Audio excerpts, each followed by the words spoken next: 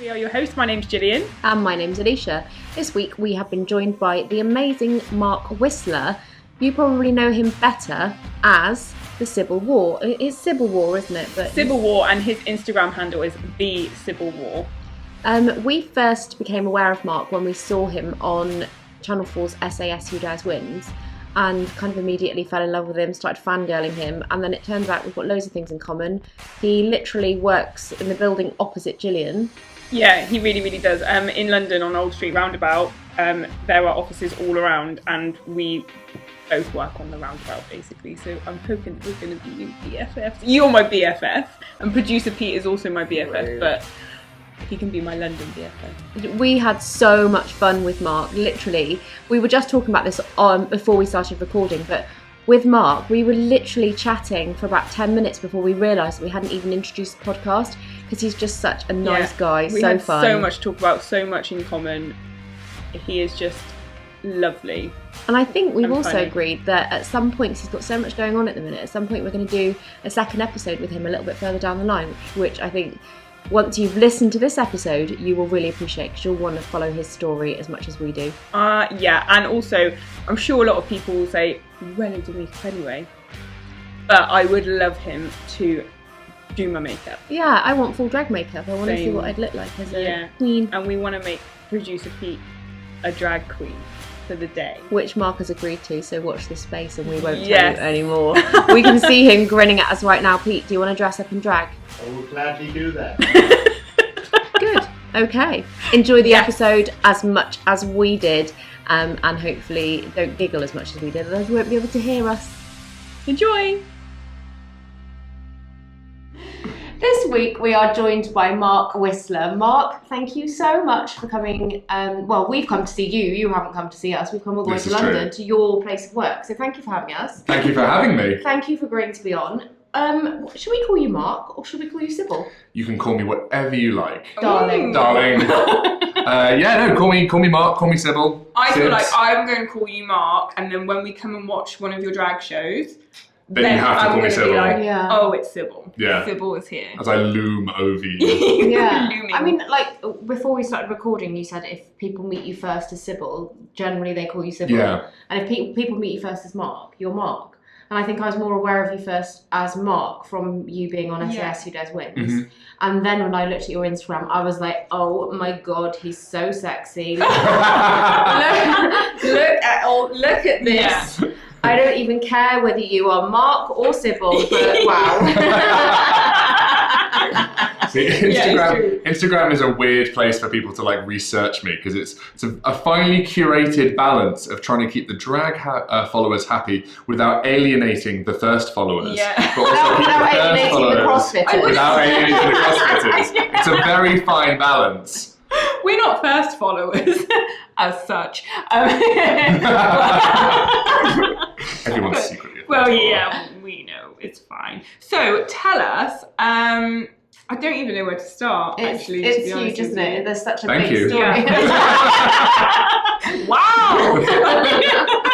Said it already. Dear. So for those who don't know, really, like I've just alluded to, I first became aware of you from you being on the most recent series of SAS Who Dares Wins, which was series 5. Series 5. Yeah. But you are also known, or more so known, before you were on SAS Who Dares Wins, as your drag act, Cybil War. Yep. Which is a great name. Thank you very Isn't much. it? It's fantastic. I'm glad people enjoy it, because I completely stumbled over it. It's brilliant. when I Let's go there. discovered Tell us it. about that first. Now we're talking about it. Tell us Well, about finding a drag name is one of the hardest things to do as a drag queen. Like, I was lucky that I started doing drag before like drag really exploded over the last like 4 or 5 years. And I was just like, I was originally gonna be Anya Knees. Oh, Because I'm so tall. My niece is called Heels. Anya. That's a bit weird. But there was Anya Knees is Anya Knees. a great name. But there was a lot of burlesque performers with that name, and then I was going to be anaphylactic, but there was already an anaphylactic. Yeah. And then I was just listening to a band called the Civil Wars, trying to come up with drag names, and I was like, Civil War, Civil War. And I was like, okay, let's see how that fits. And for the longest time, I was a bit like, oh, I don't really like it. Like, a lot of my closest friends called me Betty, and I was used to being called Betty or Cher. So I was like, oh, but then yeah, Cybil wore, someone called me a 7-foot whore. And I was like, oh, Cybil wore the 7-foot whore. Done. Sold. Perfect. Sold. Oh, it And is a then great name. it just I think tied it's into awesome. my whole like love of like 80s hair metal and Yes. like metal and rock in general. Yeah. And it just fit perfectly. I love it. And how tall are you? 6'5". Wow. Yeah, 6'5". He's huge. And then I wear a minimum of a minimum of a 5-inch heel. So that I'm always... Yeah. Well, we were saying earlier, there's a picture on Instagram of you in your full drag, everything, and heels, standing next to Susanna Reid on Good Morning Britain. Good Morning Britain, yeah. And I was going to say Daybreak, that's what it used to be called. Yes. Yeah, Good Morning Britain, GMB. And she's so little. Tiny. She's stinky anyway, isn't Yeah. she? But Yeah. wow, what a difference. Walking into that studio and they were a bit like, oh, am I going to break? And then, oh yes. And then like, I just like clomped in. Like, Susanna Reid's just like, oh my God. It's a giant. Yeah, it's just like, I was like, hi, nice to meet you. I've been up since 2. Amazing. So go back to your beginnings in drag and talk us through how you got into it in the first place and where it sort of came from a personal perspective. Yeah, so like it's really interesting. Like I've been reflecting on it quite a lot recently, and I've always like I grew up in a household where like Dame Edna was on TV on a Saturday night. We all did. Exactly, like and my parents were a lot more Dame Edna than Lily Savage, but it was just one of those things where it was like, oh, like there's a man dressed as a woman. Yeah. It's funny and that's great. I was thinking this the other day because even though like there doesn't seem to be a lot of that on TV now. I don't think it's as No, much as a thing. But I feel like when we it. were young, like actually Dame Edna, Lily Savage, Saturday night TV. Yeah, it really was. Wasn't reality it? TV destroyed the classic Saturday night TV format. Yeah, absolutely. Price is Right, The Generation Game, like Big Break, like all this like Bullseye, like all this like classic Saturday night TV. But then I remember I was probably about 8 or 9 when I ended up watching a film called Tu Wong Fu, Thanks for Everything, Julie Newmar. Have you heard of Priscilla, Queen of the Desert? yes. Okay, so Love it. it's the lesser known of the 2 films about 3 drag queens traveling across the country in an automobile. So it's crazy. So it was greenlit by Steven Spielberg. It was the first film, or one of the like first LGBTQ films that his I think his production company like really kind of greenlit and did. And it's got Wesley Snipes, No. Patrick Swayze, hang on, I John think Leguizamo. Like ringing a bell, but I had no idea. Yes. And they- I yeah. don't think I've watched RuPaul's in the beginning of it, Yeah. like Quentin Crisp is in the beginning of it. Stockard Channing plays the like beaten housewife. Yes. And I just remember watching it as a kid and just being like, what is this? This is the most amazing thing I've ever seen in my entire life. These are my people. These are my people. Like literally, these are my people. And I just like you know when kids are like, oh yeah, like I watched The Lion King every day growing up. Like I watched that film like all through my growing up. And then Lost Boys. I really, Yeah. oh, a bit of young Keith Sutherland. No, not keen on him, but I just love the Really? idea of being a vampire. Yeah, Very the original Twilight before Twilight was a Yeah. Although I'm a Trying to Twilight think fan. what- film. Oh no! Only a bit, but- Do you know Twilight no, not Twilight. 50 Shades of Grey started off as Twilight fan Yeah, fiction. it was fan fiction. Yeah. It's I've just never watched insane. 50 Shades of Grey. No, Like, neither I've have I. never wanted to I have read anything to one do with it. chapter and I was like, nope. I think my friend was reading it and I already had in my head decided that it just wasn't something that I was interested in. I was like, no. And I remember just randomly opening it up and thought, right, I'm going to read like a paragraph and see, and it was just horrendous. I was like, no, I don't want this in I have my to life. confess, I've read them all and I've watched the films and they're all completely shit. Yeah. You know, when I commit to something, Yes. Yeah. have to. I've read all the Twilight ones. Yeah, so have I. Yeah, and then one of my first ever boyfriend ended up having a drag queen from San Francisco living with him on his couch for like 6 to 9 months. I can't really remember Like how you do. long. Like you do. And I was there all the time, and like I was just like, this person is one of the most amazing people I've ever met. Shout out to you, suppository spelling. And yeah, like ever since that, like them watching them perform was just a thing of like awe and beauty to me. And then like I've always enjoyed dressing up, but drag wasn't really a thing. Like at that point in the LGBTQ community, globally, because you forget this is a world pre-drag race. Like being a drag queen was to kind of accept that you were ostracized from being a creature of desire, or like, so like it was never really something I interacted with. And then like a couple called Sink the Pink started, and everyone was getting dressed up, but it wasn't really drag, and that's where I kind of started dressing up again. And then when I moved to New York, like I just started playing with drag makeup, and I'd been out as Cybil maybe like 2 or 3 times in London. And then when I moved to New York, I met a bunch of drag queens in Brooklyn. One of them was just like, hey, like, do you do drag? And I was like, yeah, sure. A bunch of drag queens I'm trying to be friends with. Yes, please. And she was like, cool, yeah. Always do that. Yeah, exactly, all the Speak time. it into existence. Exactly. And then she was like, cool, you're going to enter this drag competition that I run. And I did it. And then I got booked, and I got booked, and I got booked. And then I ended up running my own like weekly happy hour show. And like nothing cuts your teeth than like a 3-hour slot in a bar from 7 p.m. on your own with a mic. And gosh. More often than not, anywhere between 2 and 5 people in the bar, and you're like, "Hey, how's everyone doing? Like, let's play a game." And then when I came back to London, it was just like a lot, like drag race had kind of blown up a little bit, and like a lot of my friends had been following my kind of like drag journey through Instagram while I was in New York, and a lot of them had started to dabble in drag, but didn't have anywhere to go. There were no club nights really for drag. And a bunch of my friends were throwing a house party. Like one of them each month would throw a house party, and they'd all get dressed up in drag and go and do this house party. So I was like, why don't we just take the house party and put it in a club space and have fun? And that's how my club night was born, and that gave me a platform to do a lot more drag and continue from there. So that's how Cybil became. How long were you in New York? 18 months. Oh, okay, cool. Felt like it was a really like work? Was it my first like proper job. I kind of got promoted, and then I had a really cool boss who was just like, do you want to come over for a bit? Hell yeah. And I did. But it was also really weird because I moved over, and then within the space of the first 6 weeks, everyone in my team that I was supposed to be working with, including my boss, all left. And essentially my job became redundant, but they couldn't make me redundant because they just moved me to New York. So I didn't really have anything to do during the day. So I just went out all the time and drag at night, and I would like get home at 4 a.m, sleep till like 8, get into work for 9, do nothing, go out the next day. Maybe wipe your face and not. That was literally it. And I was doing like bearded drag at the time, so it was just like, I would just, like, it was like a day walker. I would just pass into the day of like, yeah, I haven't slept, but it's fine. So where did you learn to do drag makeup? At home, on my own. It fascinates me. I don't think I could do it, but... Well, you showed us the picture. Maybe is that on your Instagram? It's not, but it will be. Oh, awesome. We've had a little preview. Yeah, you had a preview. So maybe we can get Pete to put this in post-production. Yeah, insert hideous drag picture of me. At the before after. Look.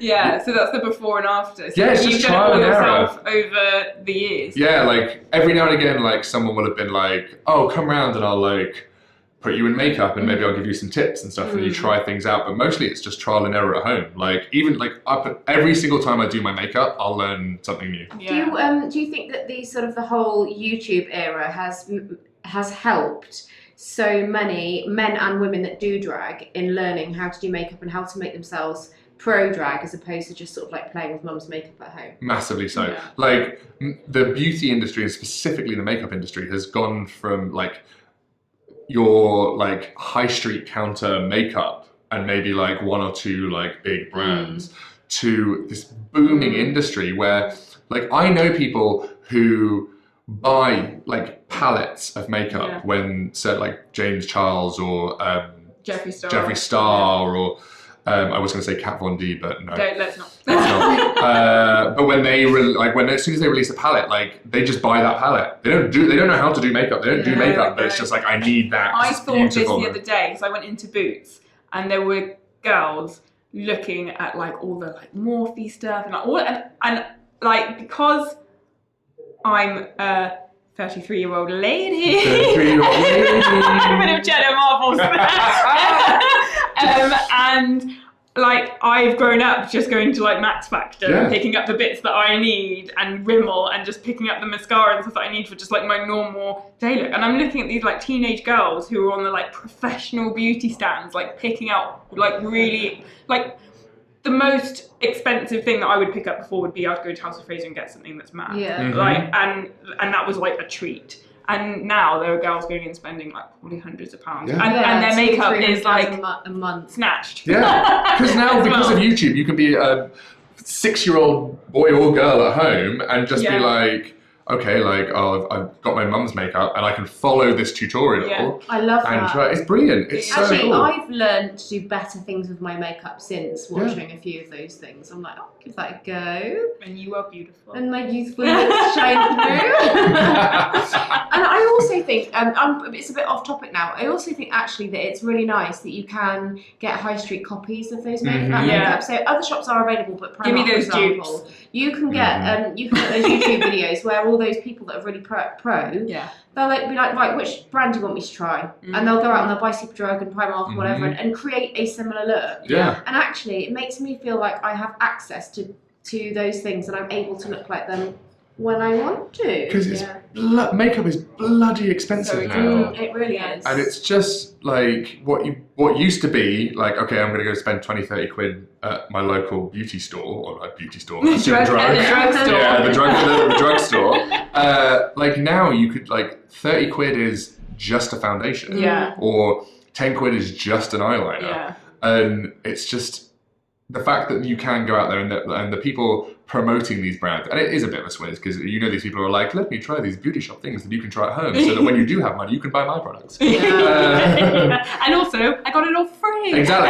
Like, oh, I bought all this stuff and it's all free. But I think it's given a lot more visibility to and a lot more freedom. And I think that's one thing that RuPaul's Drag Race, for all of its flaws, has done, which is it's created an economy around drag that has brought it into the mainstream, that has allowed people who don't necessarily have access to that sort of community, like Middle America and all these other countries that have like more conservative views, that they now have a reference point to be like, oh, like I watched this show, but RuPaul was on SNL or like they've been on this show or this show, and it kind of like dots back to, okay, my young boy or girl is watching this beauty like tutorial. Because of the crossover, it's become a lot more acceptable. That's exactly it. Yeah. Accessible and acceptable. Yeah.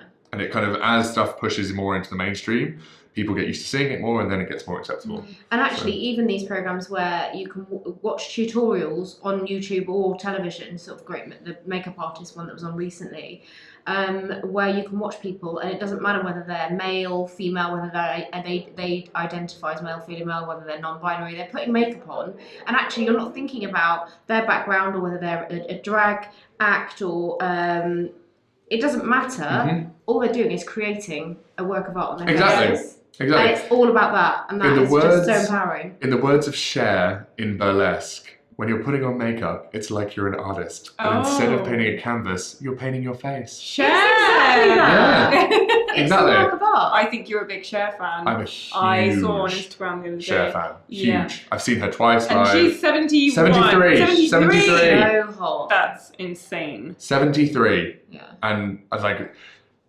she would like did this whole thing about being 73, and when I saw her live, and When was her birthday this week? No, it's in May, 20th of May. Not that I know these things.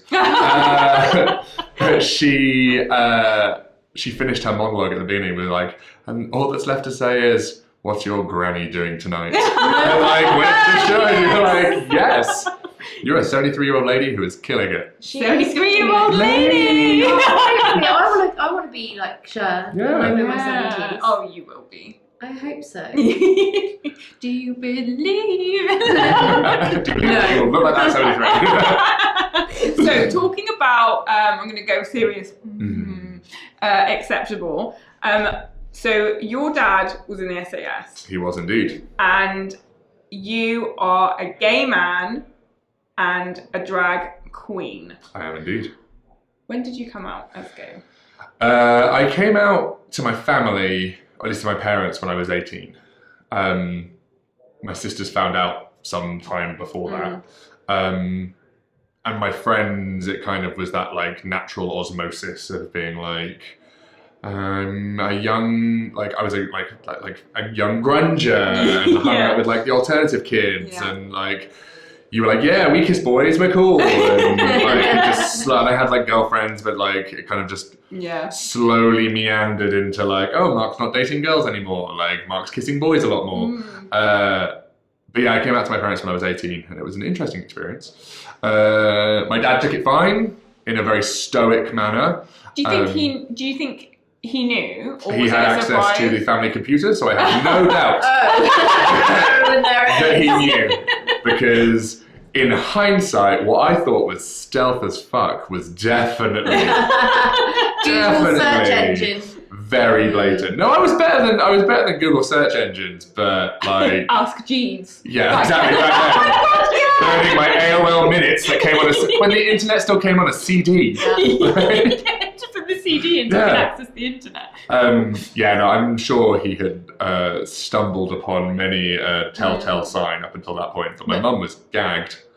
Really? Yeah, my mum was really shocked, which was a surprise to me because I thought she was going to be okay with it, but she mainly reacted from. My mum is Maltese and comes from a very like large Mediterranean Roman Catholic family, and they're not like crazy religious or anything, but because it's like a close knit family, it's that very like, oh, what will the family think? Yeah, this is how it should be done. How will they react? Like off topic, I went to Malta last year. My mum is not Maltese. We've got so much in common, Mark and me. She's not Maltese, but she grew up in Malta. Oh, no way. Because my granddad was there with the Ministry of Defence. So is mine. Oh, okay. So yeah, we went to Malta last year. No doubt. Love it. We have some sort of family connection. Probably. 100%. Shall I leave? There's a story that I tell, but I'll tell you off camera. Okay, I'm looking forward to it. About family connections in Malta. But so your dad was fine with it and probably knew, we believe, and your mum was shocked. Yeah, like we did, like we had Did you think it would be the other way around? Yeah, I was fully prepared for it to be the other way around. And then when I told my mum, like we had like a very turbulent like 3 or 4 days, which culminated in me throwing an armchair at her and having a very, very big argument. You've always been strong. I've always been strong. So sassy. Very needy at that point. Just flip an armchair. Just flip an armchair at her.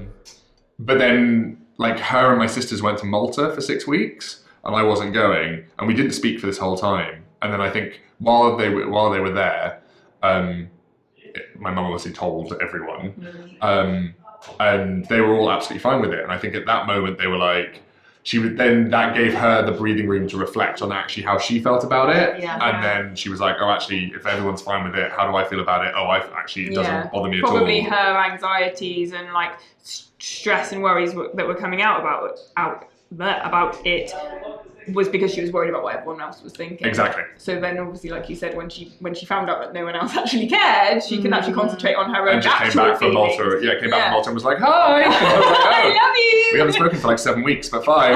Actually, recently I was having a conversation with a friend of mine's mum, and when they came out to their mum, the mum reacted in a very similar way, but in hindsight she's said it's because she was more scared for any ridicule that her daughter would be going through by coming out, and more scared about what other people would think and how she'd be treated, because she's I mean, we were never shocked, but her mum was shocked equally. I mean, it was kind of obvious to us. I think that is a worry for. I don't think it is. I think different generations have different.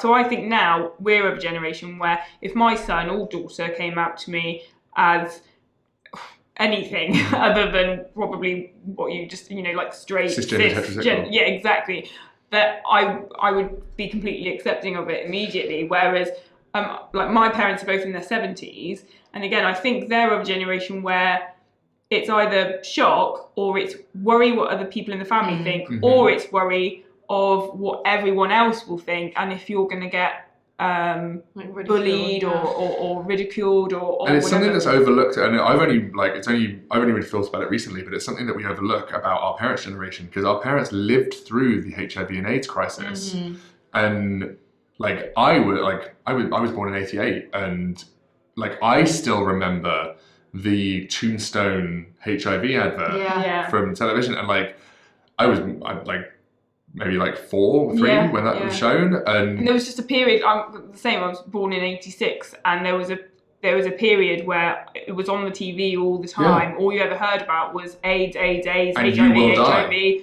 and then Mark Fowler in EastEnders.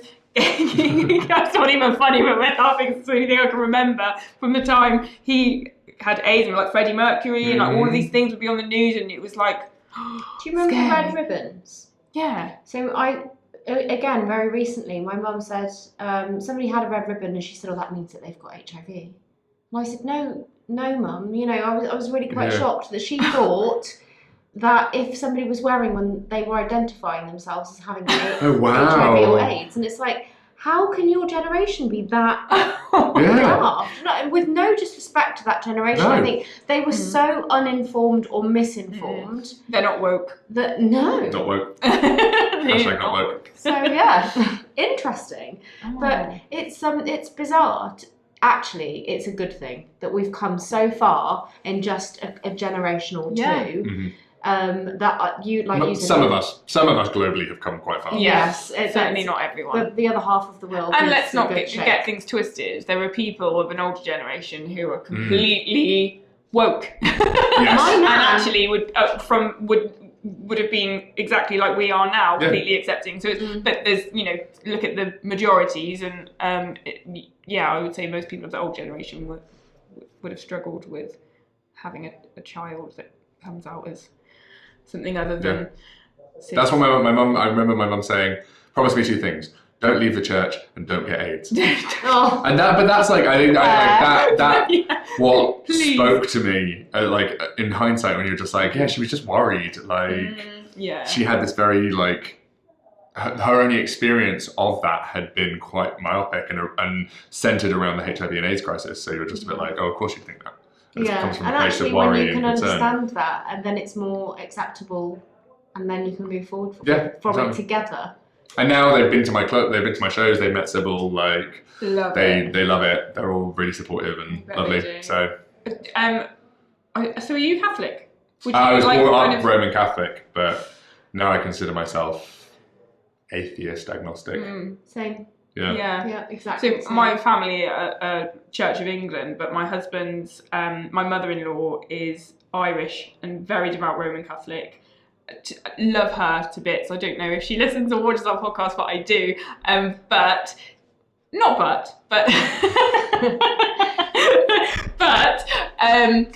Such a devout Catholic that we'll go to visit and she'll put holy water on us and the children when we leave. And when we bought a new car, she's put it in the car before for us.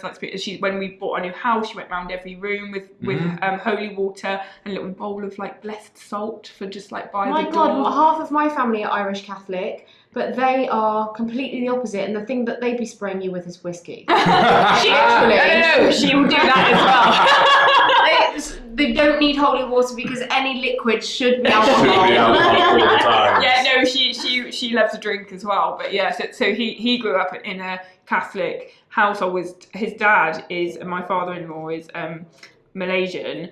And Indian Malaysian and brought up Hindu. She's Roman Catholic. So he was brought up in like quite a religious household and went to a Catholic boys' school. Was it really mixed cultures together as well? Yeah. So, but I don't think he would really class himself as Catholic. He probably would actually, but he's not practicing. I'm not. I left that practice, but I was like an altar boy. I was a Eucharistic minister. I went on religious retreats. Altar boy. I was like fully invested. Not like I didn't really didn't give it much thought. It was just like that's the way we went to church every Sunday. But now, do you think, because same with my husband, I think like he says he's not really overly religious now, but. And we talked about it in our first episode. My sister had a little boy who passed away when he was a few months old. And when he was diagnosed with the condition that he was diagnosed with, actually, Ray, my husband, was like, "Oh, we should say a prayer. Like, I feel like we should go to church." And we did. Because it just felt like we Do you needed know to what? find It makes you feel something. safe sometimes. It's- I think yeah. if that's how you've been raised. I mean, we're going completely off topic here, but actually, Well, what is the topic? yeah, I can see that and I feel it when I talk about church. I think it takes me back to my granddad, and it takes me back to going to church 3 or 4 times a week, and you know, all the things that were associated with that. And it was the amazing relationship I had with my grandparents, and the feeling of the safety and the quiet calm. It was one of the places where I could be calm and quiet, and it always smelt a certain way, and the familiarity.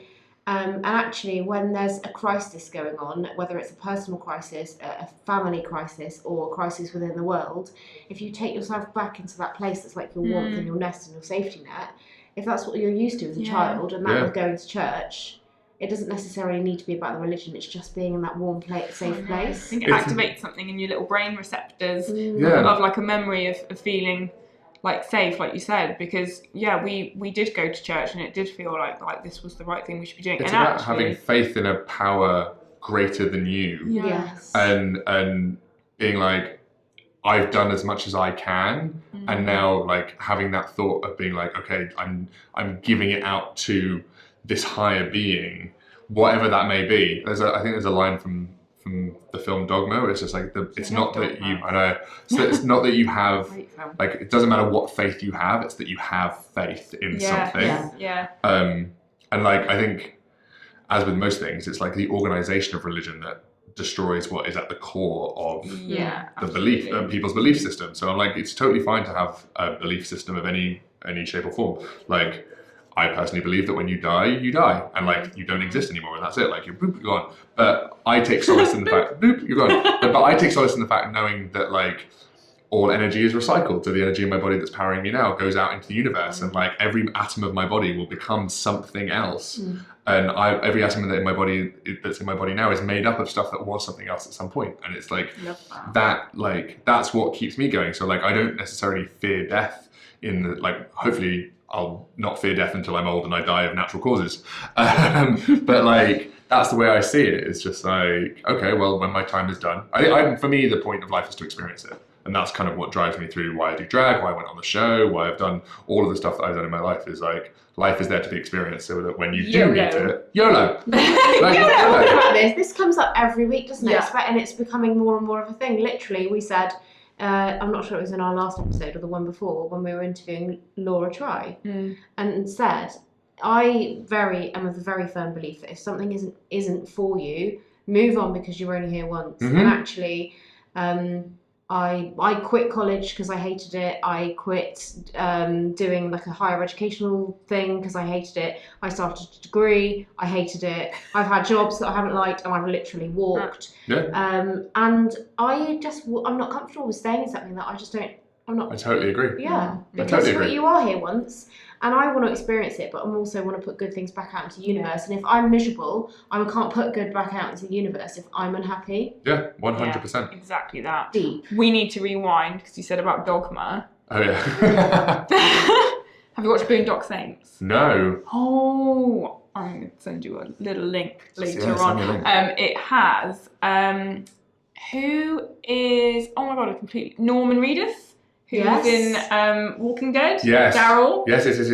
It's one of his earlier films, and it's him and another guy, and I can't remember the guy's name, and they're brothers, but I don't know if they're actually brothers in the film, but they say they're brothers, Irish, and they're like angels and they go around and they kill people. They're like, you need to watch it. I think amazing. my sister's told me about this. It's such a good film. You will love it. Done. I know it Sold. right now. Sold. It's from like the 90s, but it's so good. Norman Reedus is... The 90s films are always the best. Oh, 100%. Yes, they are. 80s and 90s. I know, and earlier when we were saying about what films you grew up watching, obviously loads, but I just think of all this TV series like Buffy that I used just used to just be so obsessed with. 100%. I at least once a year will be like, it's time. I'll watch Buffy from start to end all over again. Season 1, let's go. That's Let's a do safe this. space for me, because my sister and I went through quite a few traumatic events as children, and spent a lot of time just on our own together.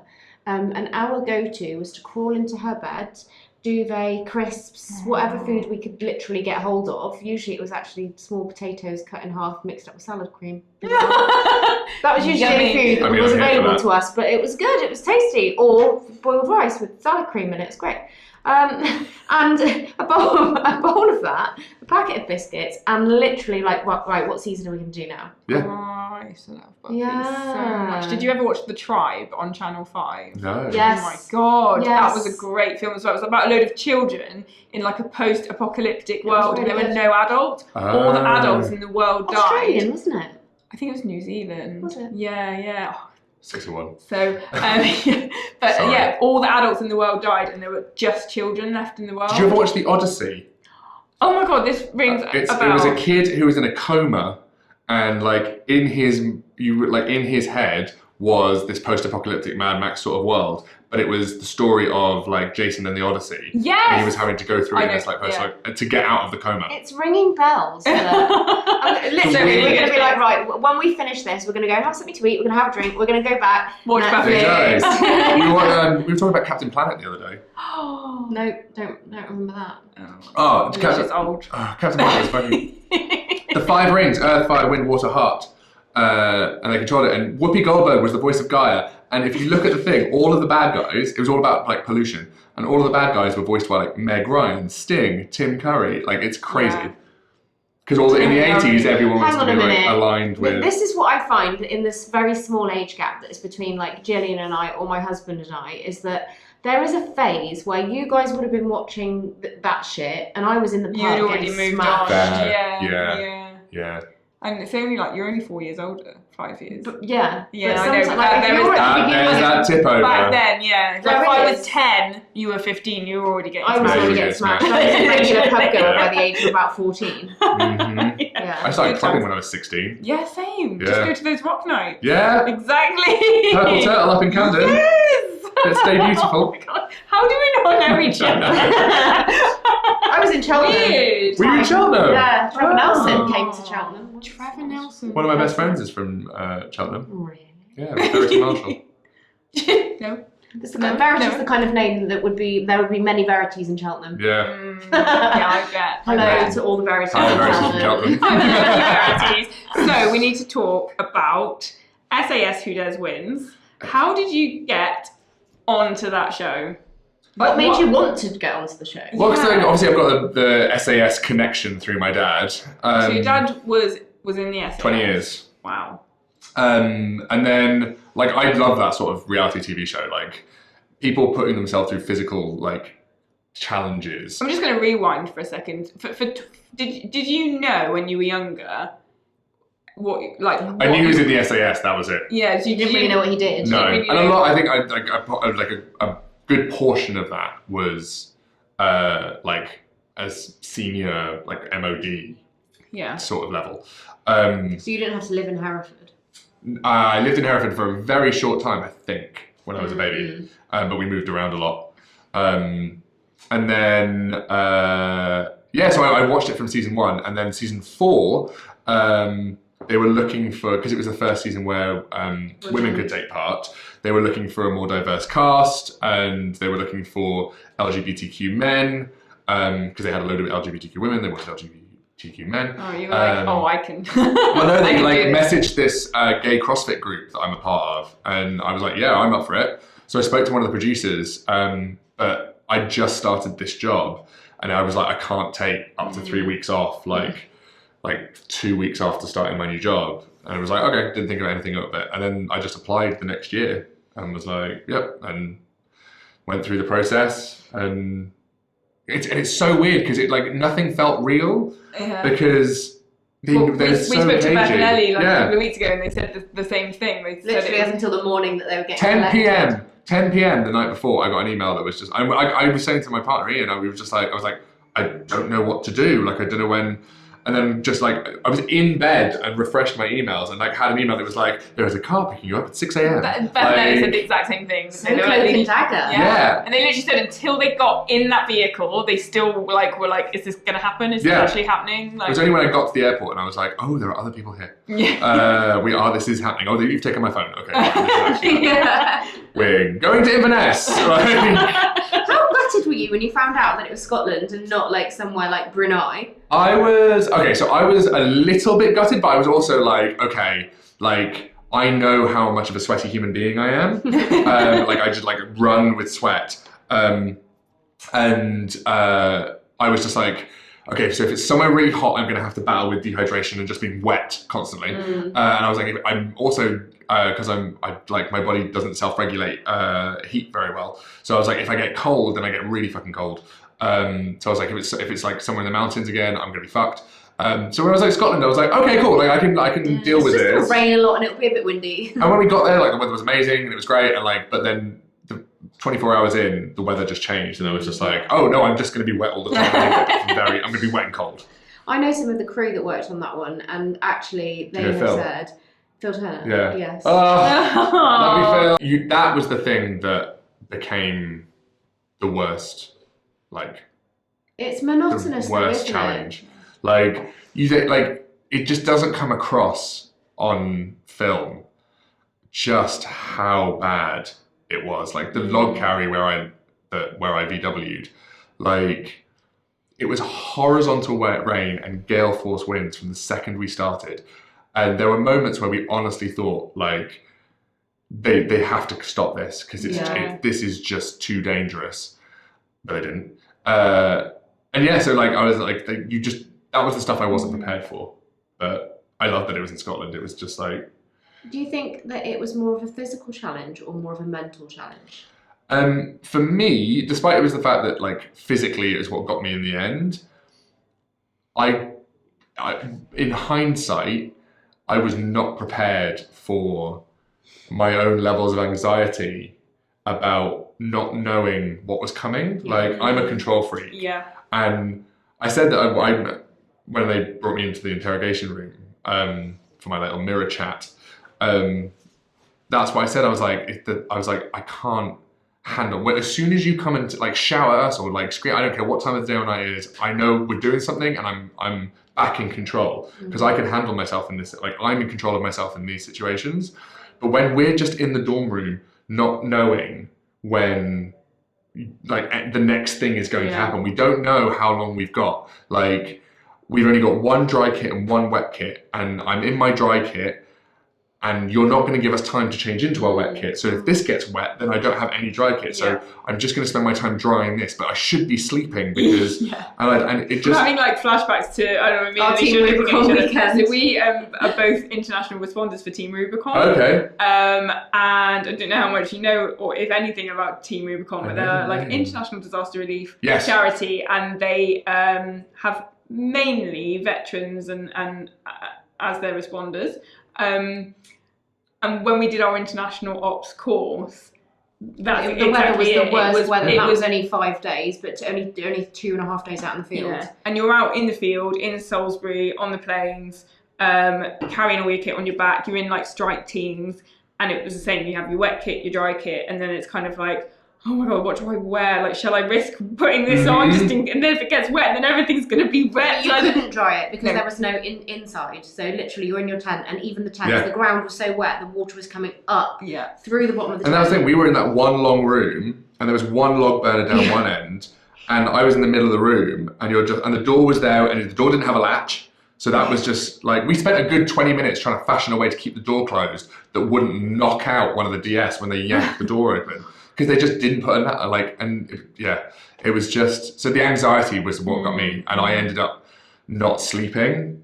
So what you don't see is they wake you up every single night at some point, sometimes twice a night, to beast you. We had to do watches throughout the night. So every hour, 2 people are getting up, packing their stuff up, going out, then coming back in, changing over. So there's people coming in and out. The production staff are coming in and out and like taking your mic pack from next to your bed. Yeah. And like, I don't think there's the one night I took everything off and got in my sleeping bag.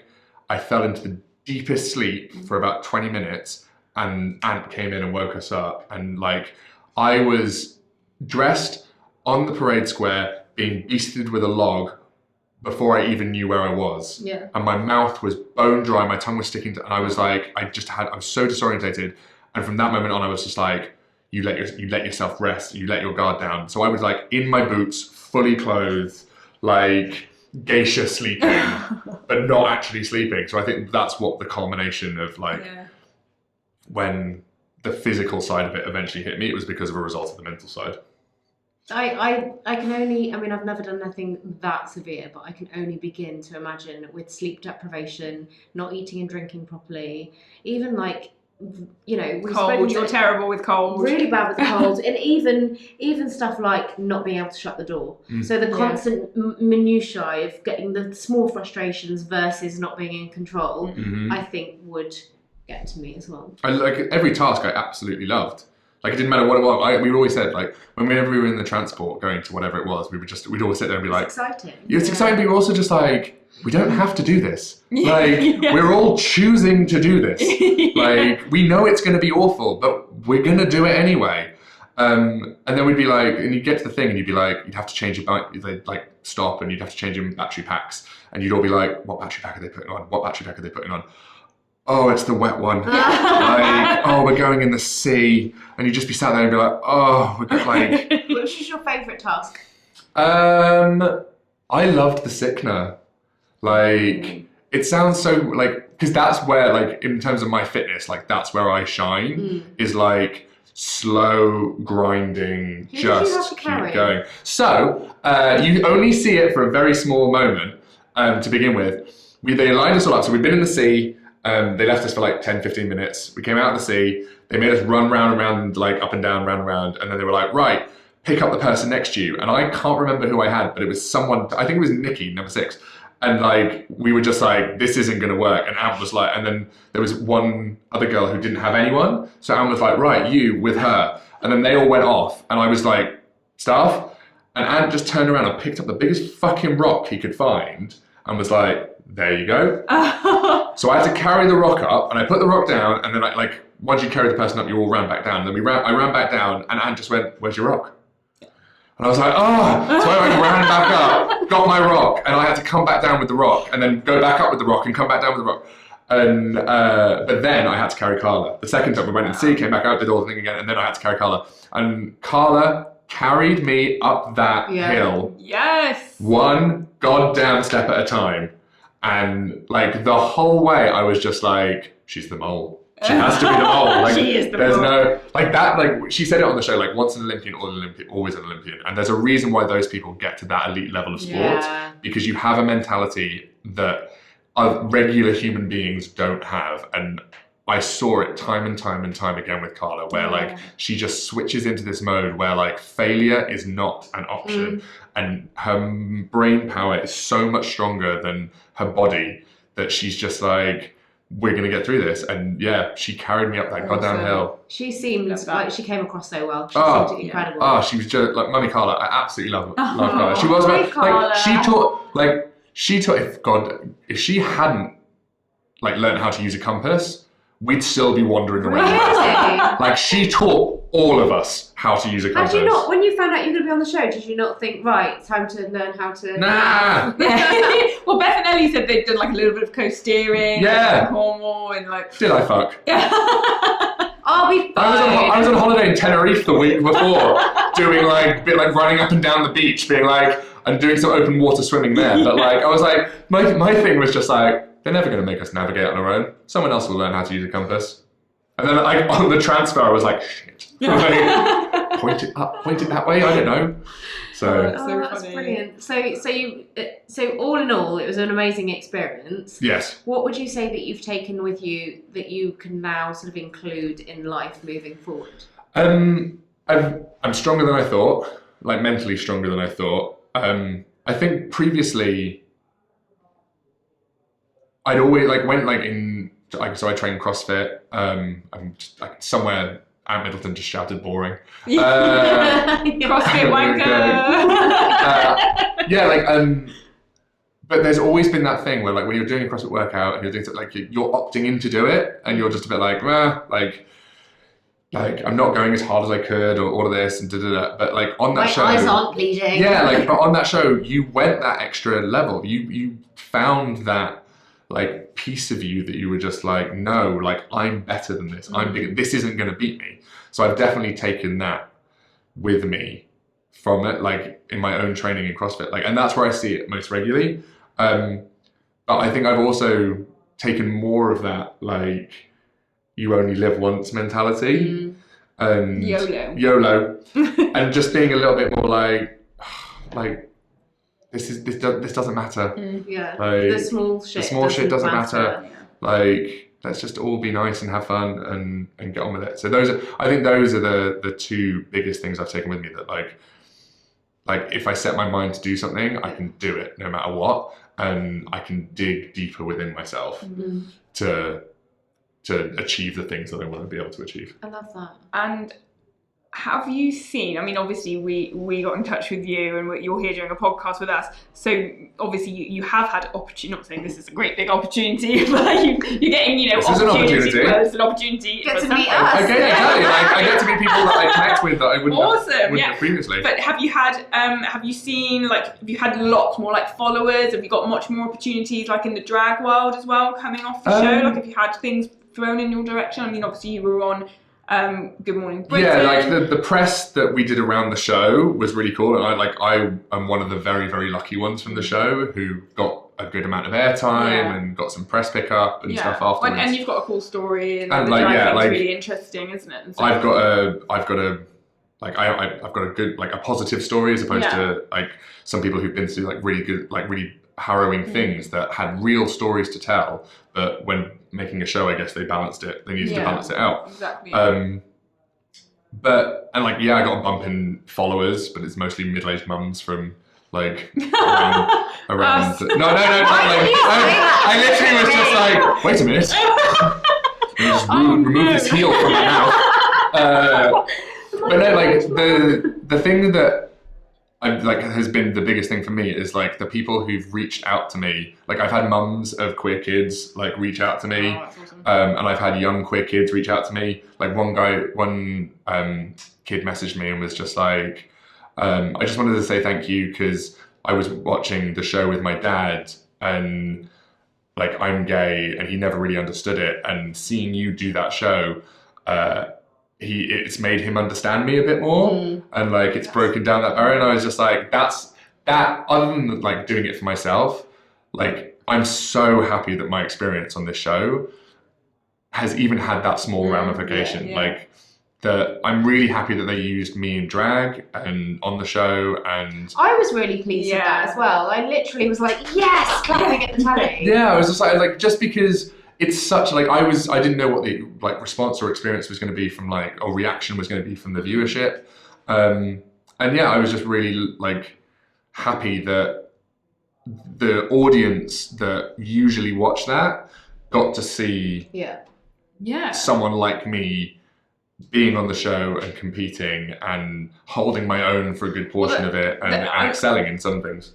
Not stereotyping or pigeonholing at all, because as we've talked about off camera as well, you know, everyone's different, everyone's got different opinions on things, but there are probably a certain demographic of people that watch the show that are very manly men who may not have any exposure to you know, drag queens, for example, gay men, for example, queer, bi, whatever.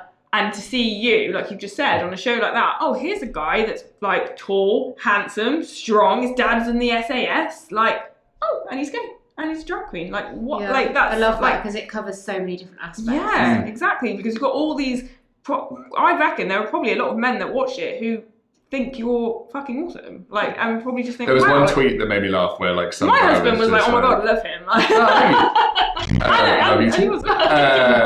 You know, there was one tweet that like was just like, oh, like, this show's gone to shit, like oh, blah blah blah, something about drag queens, and then some other guy tweeted back and being like, that drag queen is doing more, like, is out there doing it and in heels while you're tweeting from your sofa. And I was just a bit like, oh, like, thanks. Yeah. Like, you have to ignore the Twitter trolls. Oh, yeah. Like, Alicia I is like on playing a games heist. with them. You do. so Yeah, it's I'm a bit of a amazing. bugger on Twitter. Oh, I don't have Twitter, so I was just like, I just had I friends don't who were just really like, use Twitter. you tell me if anything good or bad is said. I can't. I used to tweet a lot, and I don't really now. But you have the odd idiot on Twitter, don't you? You somebody just was kill them with bitching kindness. about me last week saying something about my boobs, and I'm like, yeah, I've had breast augmentation. I worked really hard on that. Was on my overtime, like 10 years ago. I put so much overtime in so I could pay for my new boobs. What of it? Yeah. Like, what is this an issue? Thanks for calling me out. Thanks for like. When I was in drag. Didn't they say like, are they real? That's all they said, wasn't it? And you were like, well, what are you talking about? My boobs, my lips, my my eyes. Bring it, because most of it's not real. It's like someone drove past. I was in drag the other day. Someone drove past. I was stood at red light and like wound their window and was like, "Fucking bag!" Like hurling all this abuse. And like they were just like, "Fucking bag up." Blah, blah, blah. I don't know how much I'm allowed to swear. But like was like, like shouting all this stuff, and I was like, I'm literally stood here in drag, like, and I'm like, you're just essentially saying you are a homosexual gentleman who's dressed as a woman. And I'm like, thank you for shouting. Like, you think that you're using like aggressive language towards me, and like, yes, it's coming from a place of aggression, but like, you're just pointing out things about me that I don't find offensive. You might have had it when you were like a teenager as well. Like I was like fully goth. Oh yeah. And people would be like, "Fucking god." Do you like Marilyn Manson? Yes. He kills puppies. Yeah. Oh my god, did you know that he had like ribs removed? Yeah, and you're like, no, he didn't. Exactly. These are the People kind of used to people say that all that the would time. go home and actually, I can guarantee you when they've had a few beers, they like putting their wife's stockings on. Oh yeah. Oh yeah. I bet. Or eyes have wandered while watching porn. Yes, And like, absolutely. but this is the That's thing. not Like, bad, it's that's all more than one okay. thing. It is okay. Like as long as no one's being hurt and it's all consensual, like it doesn't matter what you're into. It doesn't make you less of a man. And sometimes people like to be hurt too. I mean, Yeah, exactly. You know, Or if you that's just enjoy okay. it, It's as consensual. long as it's consensual and everyone is of age, we're fine. And use a safe word. Yeah, and use a safe word. And don't have it be stop. We digress again. We digress again. I'm interested to know, you mentioned about having a CrossFit group that is, did you say it was like a gay CrossFit group or a drag CrossFit group? Or? I'm the world's #1 CrossFit Drag Queen. Okay. Of course. Hashtag branding. But no, there's quite a few different like gay CrossFit groups. There's one called Outwad, which is kind of like a global one, and there's one called Wad Proud here in London, and I run a charity event called Workout of the Day. Workout of the Day, Wad. And I run a charity CrossFit, like gay CrossFit event called CF LGBT. So yeah, like one of the things I love about CrossFit is that it's one of the major sports in the world that has visible LGBT people at the top of their game. And like, there's no judgment, like there's no negativity, nothing. And I'm like, see, that's really cool. Because it's just, Briggs. Sam Briggs, we love you. Alex Smith. I do also. I've been fangirling a little Have bit. you? Yeah, since Like, you said. they're just like, there's all of these different people at like all levels in the sport. Yeah. And like, it's a very like American bro, like Christian gun-toting, like Republican sport in the US. It's not, it's very Icelandic. In the US, it's very, but, like, it doesn't matter. Like, everyone's just like, we're here to work out and throw down and have a good time, and that's what it's about. Yeah, I love that. And the fact that you can combine all of your worlds together and make it just like one big Yeah, exactly. Yeah. I love it. thing, one So- big party. What's next for you? What are your plans? Are you just like big drag plans? It's just all a bit of like everything. I'm just taking one day at a time. Like I'm running my club night. That's coming back quarterly, and which I really love. We're gonna come to the next one. Please come to the next Yeah, one. so where do you do that? So that's at the White Swan in Limehouse. Follow myself at the Cybil War or at Cybil's House on Twitter for all the information. Not Twitter, Instagram for all the information. And yes, I'm doing that. I'm almost fully qualified as a personal trainer. So I'm going to see where that takes me. And then I've got my day job. I'm just enjoying doing drag and seeing what the next challenge Coming is. on podcast. Yeah, coming on podcasts, doing Tribal Clash UK, doing Tribal Clash Portugal in a couple of months, and then doing Tribal Clash UK with a bunch of the Beth and Ellie are doing that. Yeah, Yeah. I'm doing it. So it's me, Beth, Ellie, Number 1, James. Number 10, Chris. And number 6, Nikki. Is there a rule that everyone that applies for SAS Who Dares Wins is literally a CrossFitter or just fuck off? Well, see, this is the thing.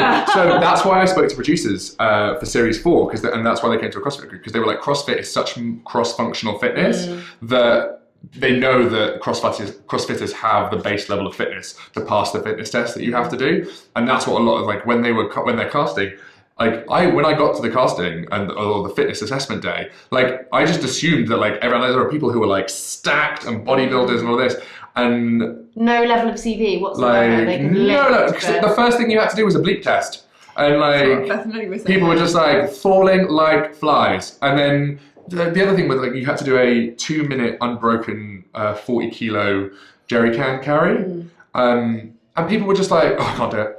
And you're just like, grip strength, man. Like, come on, hook grip. Like, it's basic stuff. So I think that's just why you get a lot of CrossFitters or people who do multi-sport or functional multi-fitness stuff do well and get on the show. Awesome. How's your gymnastics? Shite. I look at you and I think, yes, gymnast. No, I'm I'm hypermobile in both my shoulders, and I've got bum knees. I've got bad back. Like, I threw my back out last Monday. I'm not actually like, oh. No gymnastics for you. No, I'm not mate. Like, because I've got really long levers, so I'm just like. Yoga. See, yeah, I ROMWOD now. So, but yeah, like I like Ollie lifting. I like picking up heavy things and then putting them down again. That's the only bit of CrossFit I liked when I did CrossFit for a year, and that was it. I'm like, no running, no running. She's trying to get me to go running. I'm like, nope. Well, now I enjoy running. Like, this is the other thing. Like it's the show kind of also shifted my mentality about what I love and don't love, because it's like, it's not about the things that I love doing. It's about the feeling that, like, I get from my body, and actually I want to feel uncomfortable, because that's what's going to make me better. So, like, I've been doing a lot more running. I've been doing a lot more like cardio and gymnastics and stuff, just to kind of keep myself out of my comfort zone. Awesome. Okay, I'll go for a run. There we go. Come on, let's all go for a run. I will Let's do it. I can't believe that you work here, and I literally I know, just literally across the road. Oh my god, we need I to see go out. future lunch dates happening. Definitely. There's definitely some more Nightwish conversations. Me sitting in Devon, won't you? Oh, you can come. Where in Devon? Thanks. Plymouth. Some of my best friends are in Plymouth, and I get down to Plymouth quite regularly. So then we will have drinks in Plymouth. Who's your friend in Plymouth? Are they into metal? Well, one of them is not a goth, but they're into metal. They're into rock. Hey, Anna and Richie. And Corey from the show. Who? No, I wish. One of the guys who left early on. He's Plymouth based. Oh yes, yeah. He's is he a builder? Yeah, I remember. Has the most gorgeous, like. Wait, what? Gorgeous. No, like red lab. He's just got a new little puppy. It's so gorgeous. I wonder what was coming out there. Yeah, I know. Red lab. No, He's got the most gorgeous puppy. He's got the most gorgeous puppy. That is not a euphemism. No. No. So the future holds unknown, exciting things. Exactly. I think that the future is bright for you. Thank you very I much. see a future in television. I Thanks. do. I want to see you on my TV. Yeah, I do. More. Well, as Cybil. SAS Who Dares Wins. If you want me back for season 6, I will happily do season 6 again. I would go back in a heartbeat. Would you? Yeah, and I feel like I was like, I was really frustrated sitting at home being like, because no one had passed out before I was really in my head, I was like, if I pass out, then I'm gonna, like, they're gonna remove me, so I don't want to pass out, blah blah. And then, like, people were passing out left, right, and centre, and like being carried off and being allowed to continue. So I was like, I should have just continued until I passed out. No, if it was your time, you have to believe. No, at that moment, I made exactly the right decision of what I needed to do, and like, as much as I would have loved to have done the stuff after it, like, I know that in that moment, it was time. What was your first disgusting meal? When I got back, Yeah. or when I Like, no, I mean, as in, like, get dirty burger or. it was a giant pizza. Yeah. Just a giant, and literally like an 18-inch pizza. Love that. There's a picture, I'll show you guys afterwards, but there's a picture of me that my boyfriend took when I got home, and I'm just in the bath, and I'm like, I'm so happy. I'm just like, So I think Beth and Ali said is it about 12 days? 11 days. 11 days. If you made it to the end. How much time did you have off work? 2 weeks, just over 2 weeks. So it must be so weird coming back to work after an experience. Like Yeah, that, it was just so being like, I think Chris, 25, who won, like, because he made it to the end, and when he got back, I think he was due back in work like the day after he got back. God. And like, I had like 4 days off before I came back to work because hungry, I was tired. broken. I lost 4.5 kilos in 5 days while we were That's there. extreme. Yeah. Did you find it hard coming back and coming out of the show? Yeah. Like mentally? Like it was only in hindsight because your cortisone levels are so high and your fight or flight response is so high constantly. And when we came back, like, because Jerome and I left at the same time, so we shared a room the night that we'd left, and then we like travelled home together. And then the second night I was back home, Ian, my boyfriend, had just been on a fire safety course with work, and he was like, "Oh, we need to start closing the bedroom door, just because if there's a fire, the smoke." Oh, these people come back from courses and they think they know it all. He knows it all, and he closed the door, and I was in bed, and he closed the door, and I was like, "Can you open the door? Like, I want the door open." And I couldn't articulate why I needed the door open, but I was like, please leave the door open. Like, it needs to be open, please leave that. And I couldn't articulate it. And it was because I was so used to that door being closed in the room and not knowing when someone was going to burst in, that just the thought of having the door closed, filled me with such anxiety that I couldn't. There's a small I've just come back off a course and it needs to be closed. I was like, I've just come back off a course as well and it needs to be open. Like, what you see on TV is so brutal, but the actual side of it is so much more brutal. Yeah. But fun. So we, I think the main takeaway that I think I've gained from talking to you is that you can push yourself way beyond your limits, and YOLO. YOLO, 100% YOLO. Yeah. Like, if you want to do it, do it. Yeah, Like, and check out Cybil War on Instagram. The Cybil War. The Cybil War. We will put all your social media links up. And we can't thank you enough. Thank you for having me. Thank you. So fantastic. This is so much I could fun. literally sit here and talk to you all night. I know you've got what somewhere to go. You live across the road now, so. So now you've listened to that episode, you can see what we were meaning at the beginning about having lots of things in common with him, including Gillian, your random. I love metal and rock, but you're gonna have to explain to me about this. Like, tell me about the metal rock music that you and Mark were on about, because I felt like I didn't have a clue what you're talking about. It sounded exciting. I don't even know where to start. We have lots of things in common. We like obscure music. I need to listen to some of this music. Would I like it? Maybe. My kind of rock extends to like Aerosmith, Bon Jovi, Guns N' Roses, bit of AC/DC. You might like European death metal. I don't know. It just sounds so. Or Scandinavian melodic death metal. Yeah, okay. Producer Pete sat in the background throwing rock hands in the air. Rock hands. Do we not call it that? Giving it thorns. So we really hoped you liked that episode because we loved spending time with Mark, aka Cybil. If you're listening to this or watching this, Mark, we do actually love you. And Gillian loves your taste in music. Yes. I'm yet to discover whether I do, but I promise I'm now going to go away and listen to some Nightwish and Mothers of Bodom. Children of Bodom. Okay. Good. So what else can we say about Mark? I think next time he does a show, we're going, aren't we? Definitely, Yeah. definitely. And we covered some really interesting subjects as well.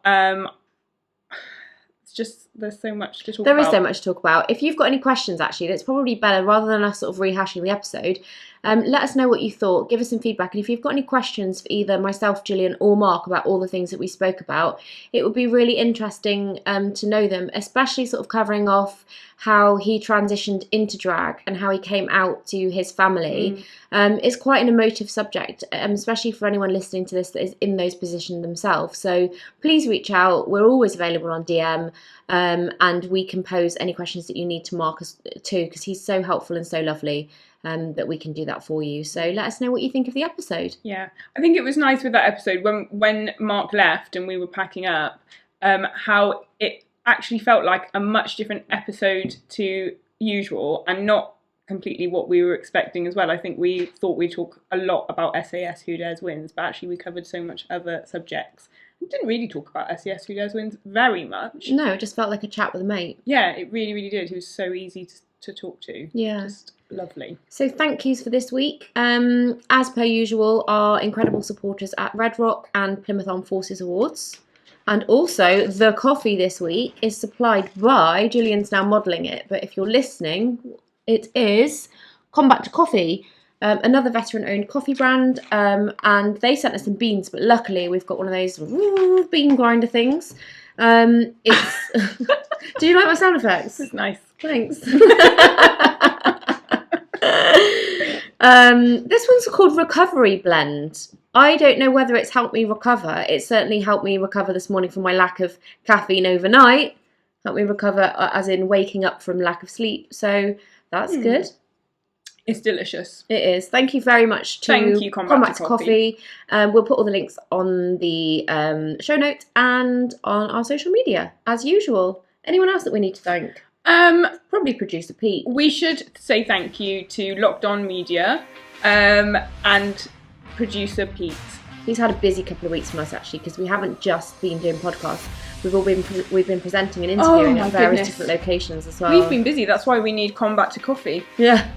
Yeah, we've been doing lots, and we do lean on him and his business very heavily, and he does it all for free because he loves us.